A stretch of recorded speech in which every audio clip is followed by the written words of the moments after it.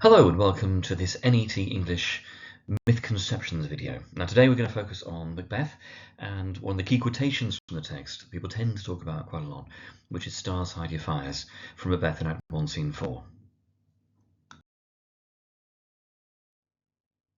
Now as ever, what we're going to do is going to unpack the idea and talk about the positives, the negatives, how it works, and try and draw a conclusion about what we actually think. Now, this is not an interpretation I've actually come across very often, but a student of mine raised it in one of my lessons, so I think it's worth discussing. They've drawn it, I think, from a TikTok video or something similar. So the mythconception is this, that in Macbeth's line, "Stars hide your fires, let not lights of my black and deep desires," stars symbolise the heroes of the past, and that the idea is that Macbeth hopes to hide his desires, his actions from the stars, because he hopes still someday to become one of those heroes up in the sky among the stars.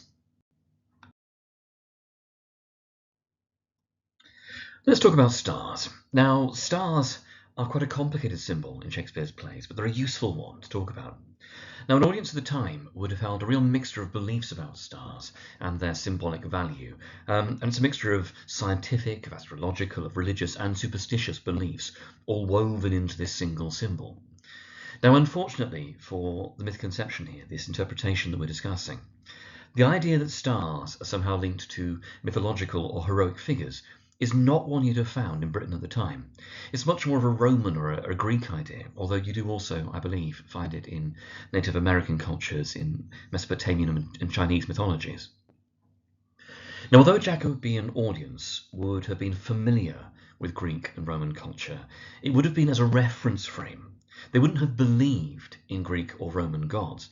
Remember that for an audience at the time, these are mythological figures from thousands of years earlier and from entirely different and separate countries and cultures. That's also why the idea that Macbeth in Act 2 uses Neptune as a reference frame, that he's somehow praying to a pagan god, that idea is, and I'm sorry to anyone who believes this, that idea is ridiculous. In the same way that Macbeth isn't married to Bellona in Act 1 when he's described as Bellona's bridegroom, he isn't praying to Neptune in Act 2.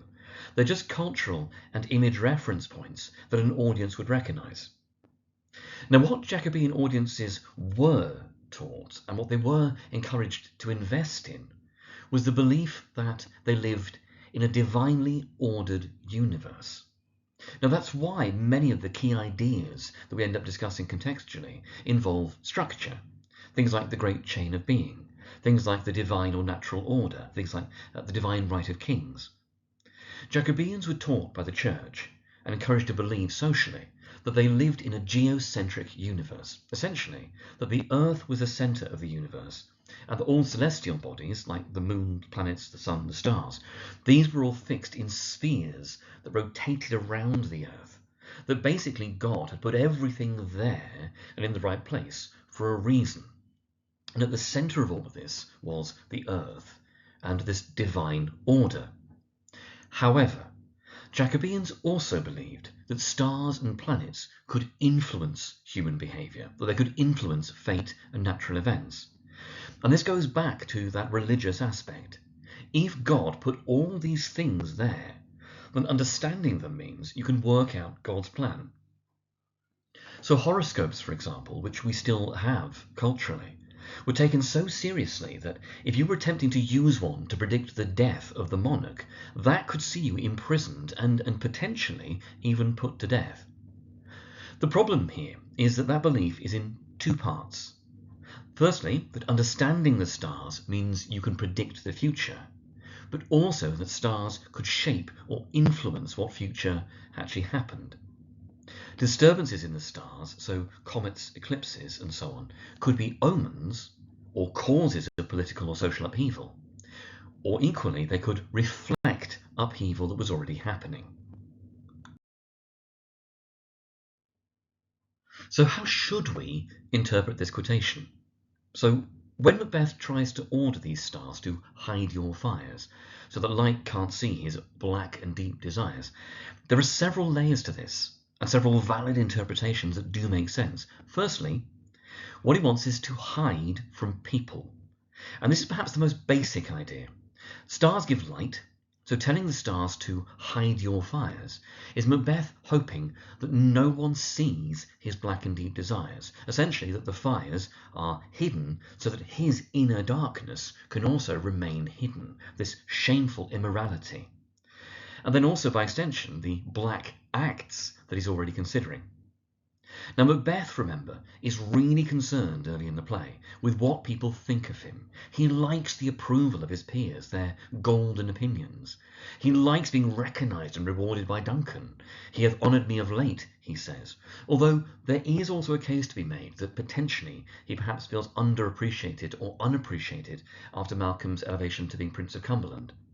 So in this first interpretation, Macbeth is scared of his inner darkness being revealed, of being exposed. He's scared of losing his reputation. Now, a second interpretation is that he thinks he's hiding from God, or that he wants to hide from God. So because stars are a symbol of divine order, asking them to hide your fires is Macbeth wanting to hide his black and deep desires from God, from light as a symbol of divinity. Macbeth's aware that his desires are immoral, they're irreligious, they're even blasphemous. And that is also true of him having listened to and having been influenced by the witches.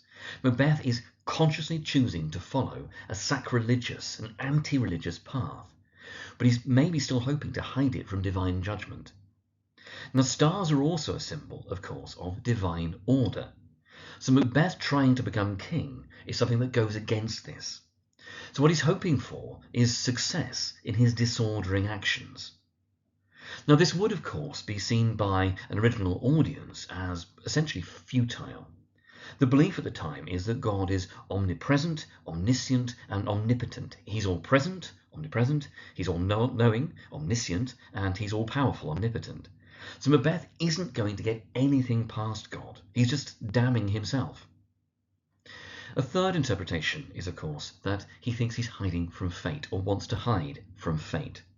So because the stars symbolise fate, divine order, and so on, asking them to hide your fires is Macbeth perhaps hoping that he's able to take control of his fate, to take his destiny into his own hands, rather than simply to follow the fate dictated by God.